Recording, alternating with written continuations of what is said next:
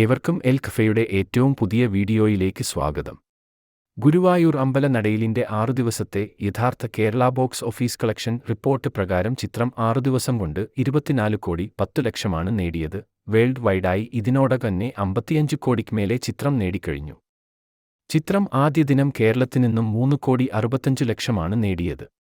രണ്ടാം ദിനം 3 കോടി 75 ലക്ഷവും, മൂന്നാം ദിനം 4 കോടി 50 ലക്ഷവും, നാലാം ദിനം 5 കോടി 90 ലക്ഷവും, അഞ്ചാം ദിനം 3 കോടി 30 ലക്ഷവും, ആറാം ദിനം 3 കോടിയുമാണ് ചിത്രം നേടിയത്. 10 മുതൽ 15 കോടി വരെ ബഡ്ജറ്റ് വരുന്ന ചിത്രം ഇതിനോടകം തന്നെ തിയേറ്ററുകൾ വിജയിച്ചു കഴിഞ്ഞു.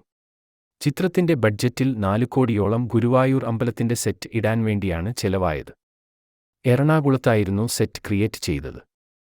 ഒറിജിനലാണോ ഡ്യൂപ്ലിക്കേറ്റ് ആണോ എന്ന് മനസ്സിലാകാത്ത വിധം സെറ്റിട്ട അണിയറ പ്രവർത്തകർ കയ്യടി അർഹിക്കുന്നു. കാത്തിരിക്കാം ചിത്രത്തിന്റെ മറ്റു അപ്ഡേറ്റുകൾക്കായി. കൂടുതൽ സിനിമാ വിശേഷങ്ങൾ അറിയുവാനായി ചാനൽ മറക്കാതെ സബ്സ്ക്രൈബ് ചെയ്യൂ.